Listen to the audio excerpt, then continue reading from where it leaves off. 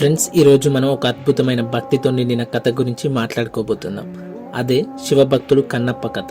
కన్నప్ప ఎవరు, అతను శివుని అనుగ్రహాన్ని ఎలా పొందాడు, అతని భక్తి ఎందుకు అంత ప్రత్యేకమైనది, ఈ వీడియోలో మనం ఈ అద్భుతమైన కథ గురించి వివరంగా తెలుసుకుందాం. కాబట్టి వీడియో చివరి వరకు చూసి లైక్, షేర్, సబ్స్క్రైబ్ చేయడం మాత్రం మర్చిపోవద్దు.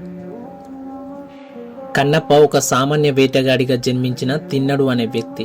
అతను ఆంధ్రప్రదేశ్లోని శ్రీకాళహస్తి సమీపంలో ఉన్న ఉత్తుకూరు ప్రాంతంలో చెంచు గిరిజన కుటుంబంలో జన్మించాడు. అతని తండ్రి నాగవ్యాధుడు, ఒక గిరిజన నాయకుడు. చిన్నప్పటి నుంచి తిన్నడు వేటలో నైపుణ్యం కలిగినవాడు. కానీ అతనికి ఆధ్యాత్మికత లేదా దైవభక్తి గురించి పెద్దగా తెలియదు. అతను నాస్తికుడిగా జీవనం సాగించాడు. కన్నప్ప ఒక సామాన్య వేటగాడు. అతను శివుడి గురించి ఏమీ తెలియని వ్యక్తి. కానీ ఒక రోజు అతని జీవితాన్ని మార్చిన ఒక అద్భుతమైన సంఘటన జరిగింది. ఆ సంఘటన గురించి ఇప్పుడు మనం తెలుసుకుందాం.